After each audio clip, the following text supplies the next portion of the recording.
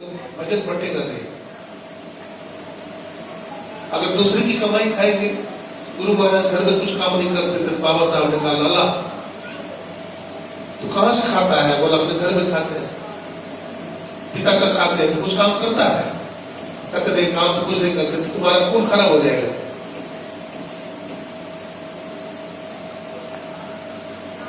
अपनी कमाई करो, मेहनत करो, जीवन बिताओ स्वावलंबी।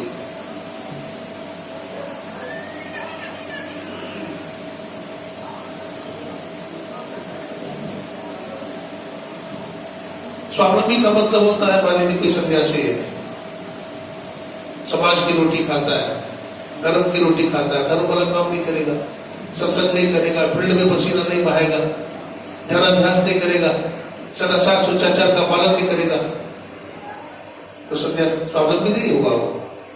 लेकिन अगर ये सब ठीक है, सत्संग करता है, ध्यान करता है, समाज में जाकर के फील्ड में पसीना बहाता है, मेहनत करता है, तो उसका भी स्वावलंबी हो जाता है।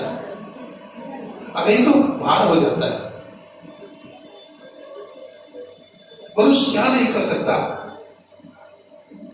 मनुष्य को अपने आप में विश्वास नहीं है। स्वामी विवेकानंद जी महाराज ने कहा था, हमारे जैसे 3 व्यक्ति को दे दो, मैं दुनिया बदल दूंगा। एक कवि ने लिखा, प्रभु ने तुमको करदान किया, पर वांछित वस्तु विधान किया, तो प्राप्त करो उसको न हो, तो कहो तो इसका है दोष हो। इस गौरव के तुम योग्य नहीं, कब कौन तुम्हें सुख भोग्य नहीं। तुम जन्मे हो जगदीश्वर के, न रहो न निराश करो मन को। कुछ काम करो, जग में रहकर कुछ नाम करो। यह जन्म हुआ किस अर्थ हो, समझो जिसमें यह व्यर्थ न हो। उसको उपयुक्त करो तन को, न रहो न निराश करो मन को। कुछ काम करो, जग में रहकर कुछ नाम करो। बहुत सारे युवक युवतियां बैठी रहती, बाबा हमारे भाग में नहीं है, हमारे भाग में नौकरी नहीं है, हमारा भाग्य इच्छा नहीं। अरे तुम्हारा भाग्य इच्छा है, तुम कर्म नहीं करते, मेहनत करो। Lord help those who help themselves. ईश्वर उन्हीं की मदद करता है जो अपनी मदद अपने आप करता है।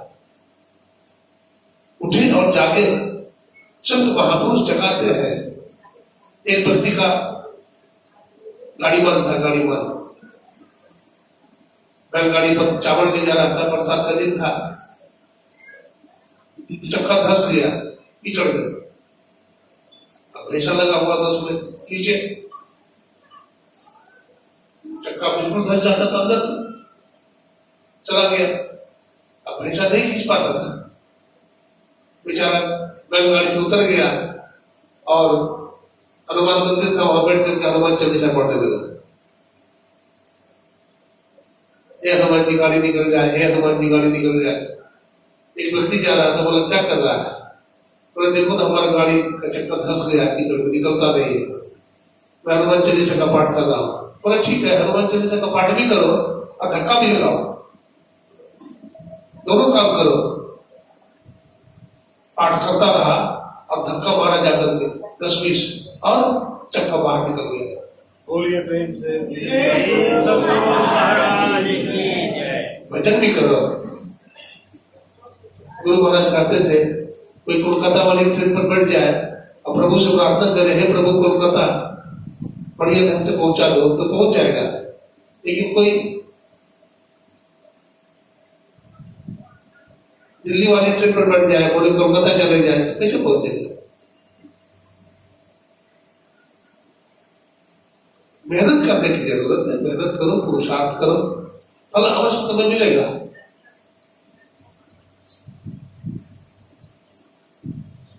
सगुण भक्ति पर मैं थोड़ा आता हूं। एक बार माता जानकी के जब हरण हो गया, आप जानते हैं, मर्यादा पुरुषोत्तम भगवान श्री राम जंगल में थे, शेषावतार नकललाल जी महाराज भी साथ में ही थे। हनुमान जी महाराज ने देखा कि जंगल में तो सुंदर महापुरुष, दिव्य महापुरुष विचरण कर रहे हैं।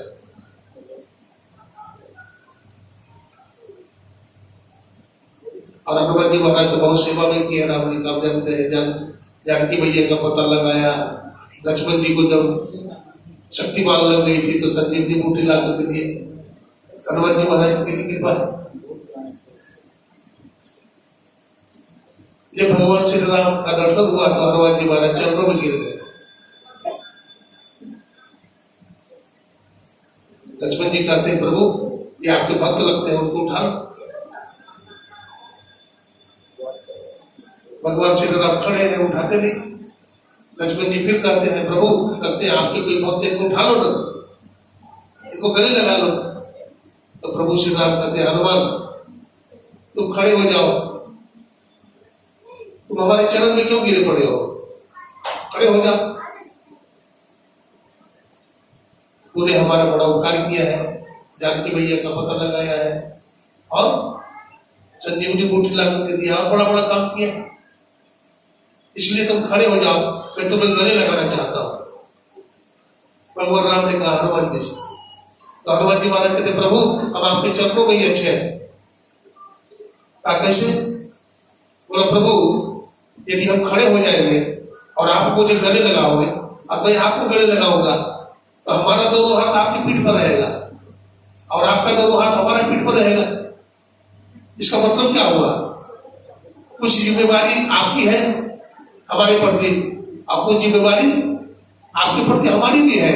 लेकिन प्रभु मैं आपका भक्त हूँ, आपका दास हूँ, मैं अपने ऊपर जिम्मेवारी लेना नहीं चाहता, मैं पूरी जिम्मेवारी आपके कंधे पर सौंपना चाहता हूँ। इसलिए प्रभु आपके चरणों में ही अच्छे है, हम आपके चरणों में ही अच्छे है, हम आपसे गले गले नहीं मिल सकते।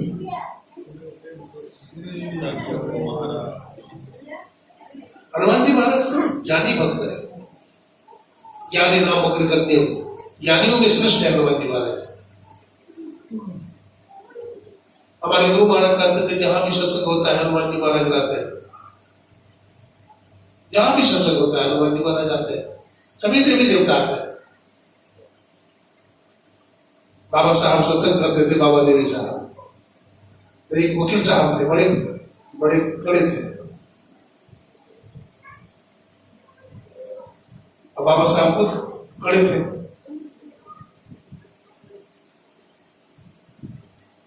एक दिन की बात है कि सत्संग में बैठे हुए थे बाबा साहब और सत्संग सुना रहे थे और वकील साहब के सामने बैठे थे। बाबा साहब ने कहा सत्संग में देवी देवता आते हैं, तो उसी समय में खड़े हो गए वकील साहब, कहाँ देवी देवता आते हैं, आप दिखा सकते हैं, आप दिखा सकते हैं।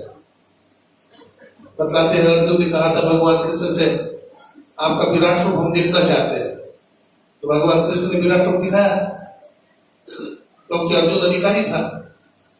ठीक उसी तरह से वकील साहब अधिकारी थे। बाबा साहब ने कहा तुम देखना चाहते हो? बोला हाँ आओ। बाबा साहब के पीछे खड़े हो गए। क्या देखते हैं? सामने में भगवान शंकर और पार्वती जी बैठे, भगवान विष्णु लक्ष्मी बैठे हुए, इंद्र इंद्राणी बैठे हुए हैं, सभी देवी देवता बैठे हुए हैं विराजमान। कुछ आकाश मार्ग में, कुछ धरती पर बैठे हुए हैं और सब कथा सुन रहे हैं। देवी देवता भी चाहते हैं कि हमको मनुष्य का शरीर मिल जाए ताकि हम, देवी देवता सब श्रेष्ठ है। देवी देवता तो बेचारे पड़े हैं संकट में, वो ईश्वर की भक्ति नहीं कर सकते। हाँ पुण्य किया है, कोई 100, अगर कोई 100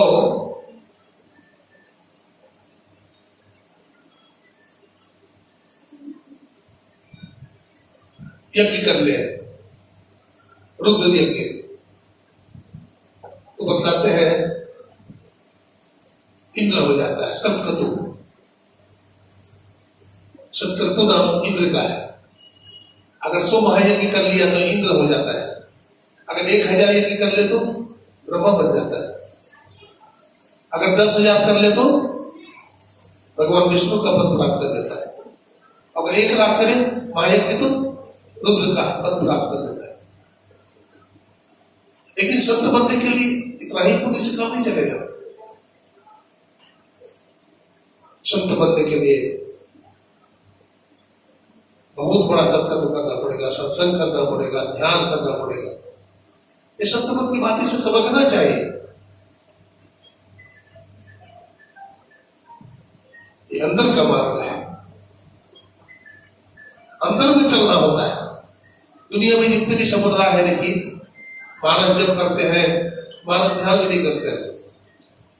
लोगों को तो जब का भी पता नहीं है। किसी किसी से पूछता हो तुम्हारे गुरु ने क्या दीक्षा दिया है, तो कहते कान फूका है महाराज। कान में क्या बोला, बोला हमको मालूम नहीं है, कान फूक दिया है बस।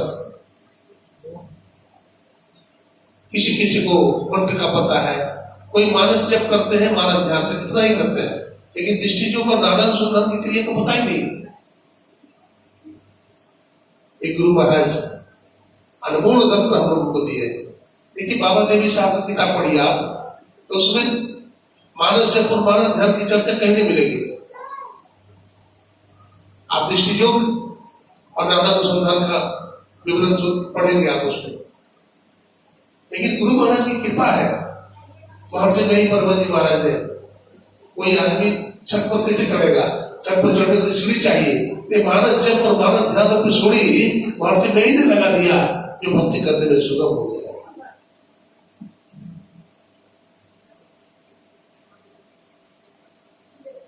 आप वेद पढ़िए, आपको समझ में नहीं आएगा।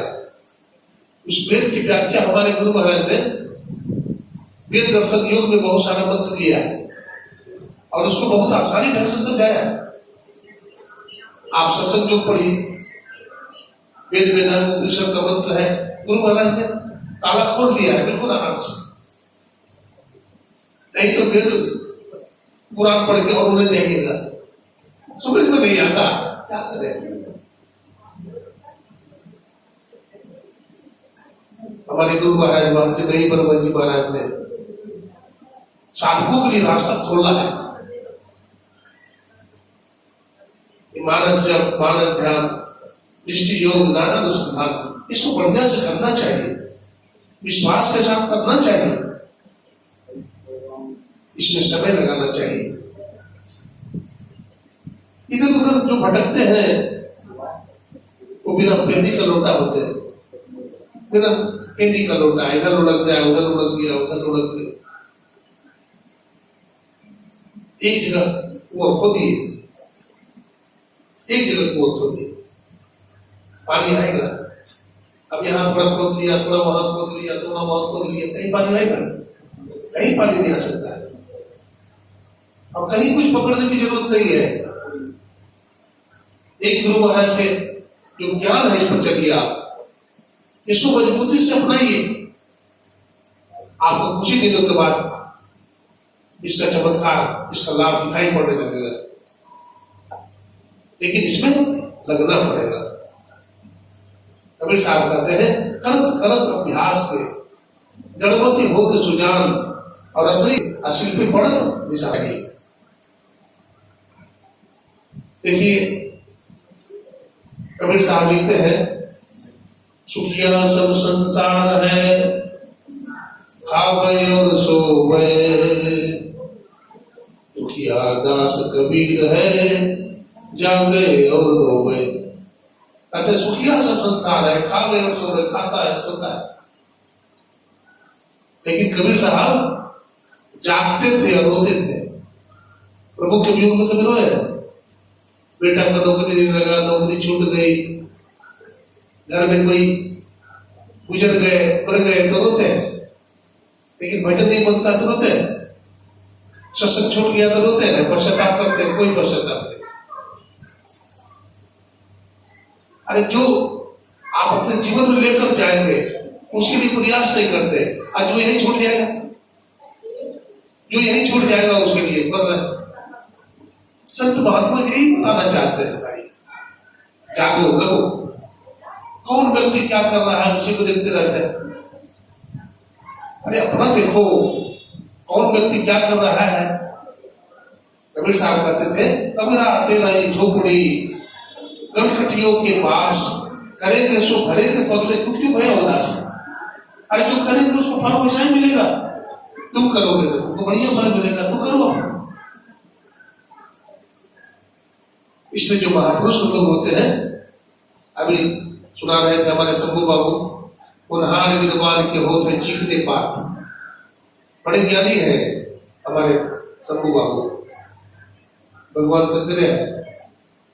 और गुरु महाराज के ज्ञान तो बड़ा सुंदर ढंग से आप लोगों को सरल शब्द में बतला रहे थे। हमारे गुरु महाराज कितना त्यागी थे, हवाई जहाज दे दिया, ऐसा पुख्ता ज्ञान था, समझा में ही लखा नमूना बात का है सत्य थी। गुरु महाराज एक बार कुछ कविता लिखते थे, पटना से छपती थी, बतलाते गुरु महाराज को पुरस्कार मिला, तो गुरु महाराज पुरस्कार लेने नहीं गए, चिट्ठी लिख दिया कि हमारा जो पुरस्कार है गरीबों में बांट दिया जाए, हमारा ये पुरस्कार अनाथों को दे दिया जाए जिसको कोई नहीं। देखिए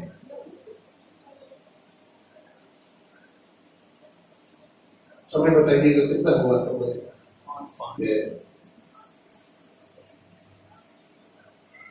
देखिए गुरु महाराज की बहुत सारी किताबें पढ़ी है, देखिए कुछ मतलब आवश्यक बात कर रहा हूं, बहुत सारी किताबें पढ़ी आप जिनमें विश्वास है, आप उनकी किताब पढ़िए। गुरु में विश्वास है? कितने लोगों को गुरु महाराज में विश्वास है? आप उठाइए। श्री सदगुरु महाराज की सबको विश्वास है।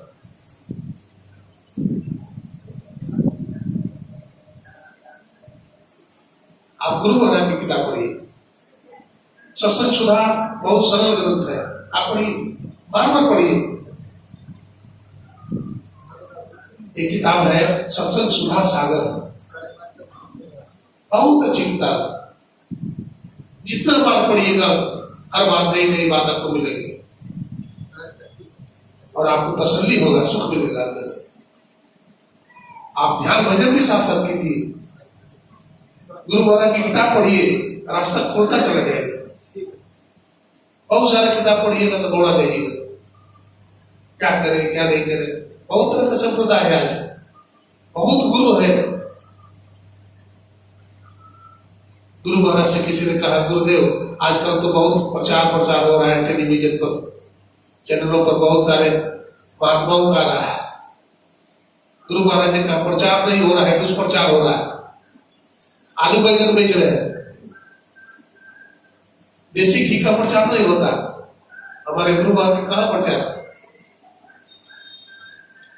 पता नहीं भोपाल घी और कौन कौन घी बना के लोग बेच रहे हैं, लेकिन जो शुद्ध घी है, देसी घी, उसका कोई प्रचार नहीं है। उसकी खुशबू फैलती है और लोग जाकर के गांव में शुद्ध घी खरीद लेते हैं।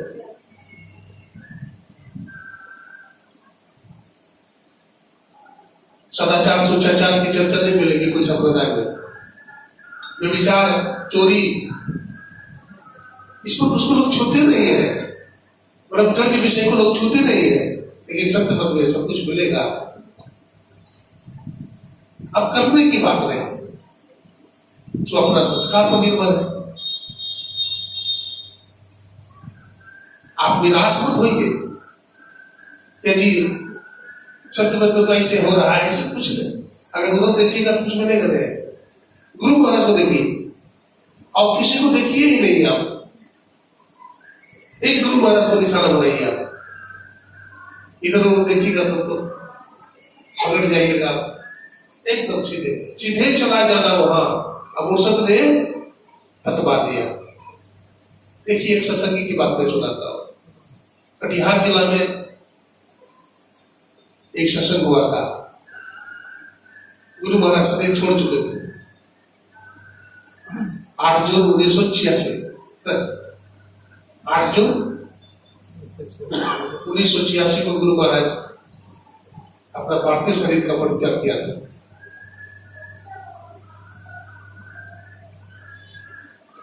चौरानवे 95 की बात होगी लगभग, मुझे पूरा याद नहीं लेकिन लगभग।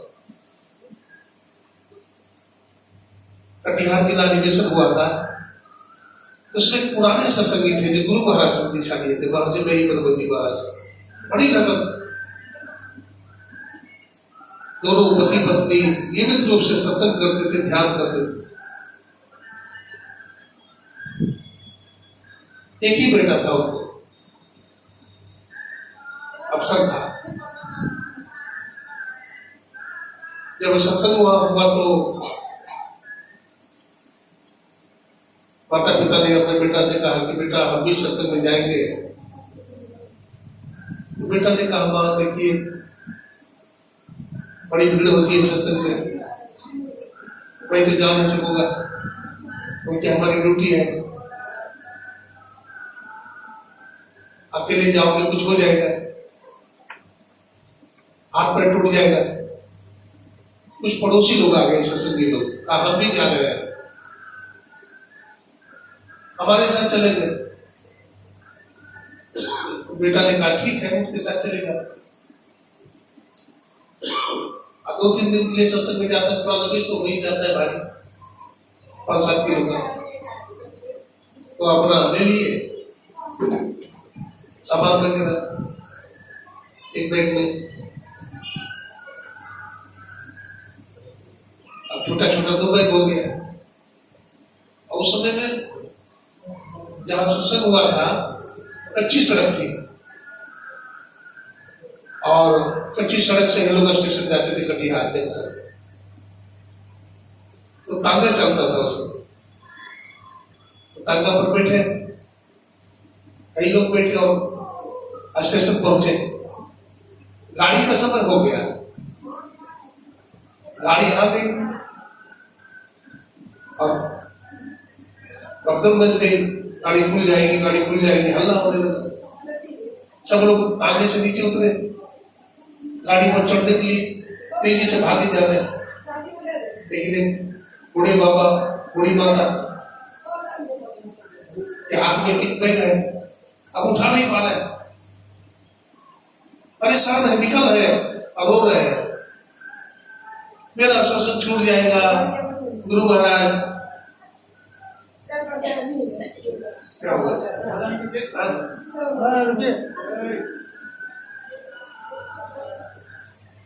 सत्संग मेरा छूट जाएगा, रोने लगे बच्चा की तरह। शरीर पर गंभीरता थी, आंसू बह रहे थे। सज्जनों, एक बूढ़े बाबा आते हैं और दोनों का बैग उठा लेते कंधा पर, चलो चलो जल्दी चलो, गाड़ी खुल जाएगी। जब स्टेशन पर जाते हैं प्लेटफॉर्म पर, तब तक गाड़ी खुल जाती है। अब इधर बूढ़ी माता बूढ़े बाबा रोने लगते हैं, मेरा सत्संग छूट गया। वो बूढ़े बाबा जोर से चिल्लाते हैं, गाड़ी रोको गाड़ी रोको, गाड़ी रुक जाती है। दोनों को बैठा देते हैं, बैग रख देते हैं और बूढ़े बाबा उतर जाते हैं। अब बूढ़ी माता, अब बूढ़े बाबा देखते हैं झांक करके, तो बूढ़े बाबा गायब है, बूढ़े बाबा नहीं है।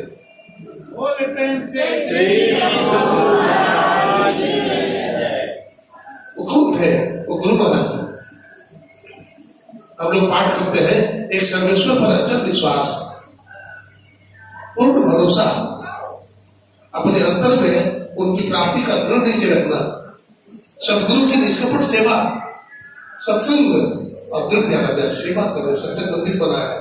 देखिए एक कमेटी जो बनी है बड़ी सशक्त है, गुरु महाराज की बड़ी कृपा है और विकास भी कम नहीं हुआ है।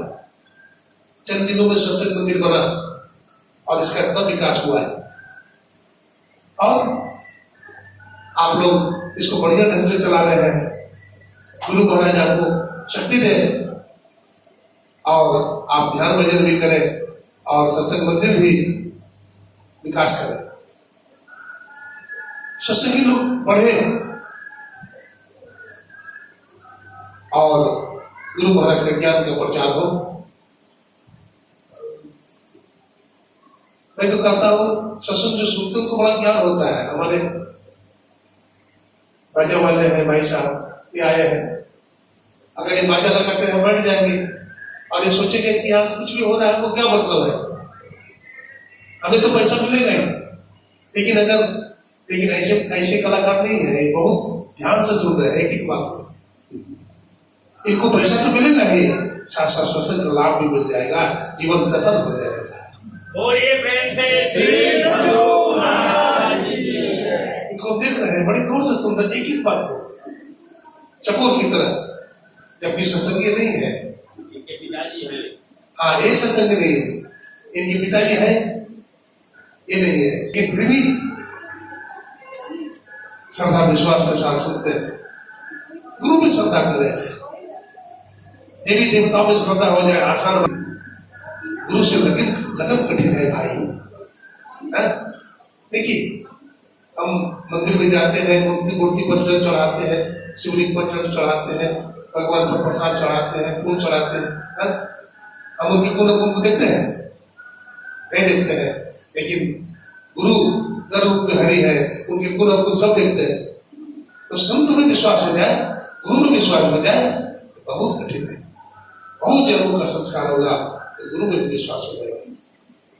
देखिए, भगवान खत्म कर रहा हूं, भगवान कृष्ण अर्जुन जा रहे थे रथ पर से, ठीक है, रथ पर से जा रहे थे। तो महाभारत के युद्ध में बहुत हिंसा हो गया था, बहुत लोग मारे गए थे। तो अर्जुन ने सोचा कि बहुत पाप हो गया है, पाप कट पाएंगे जरा से, गंगा नहा लेंगे तो पाप कट जाएगा। भगवान कृष्ण से कहा कि प्रभु गंगा जी स्नान करेंगे, चलो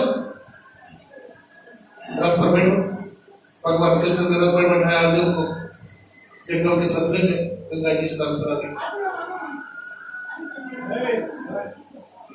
एक जगह में जब गंगा, तो भगवान कृष्ण कहते हैं अर्जुन तुम गंगा नहाओ, हमें संत का दर्शन करके आ रहा। अर्जुन चला गया गंगा नहाने, अब भगवान कृष्ण चले गए संत का दर्शन करने के लिए।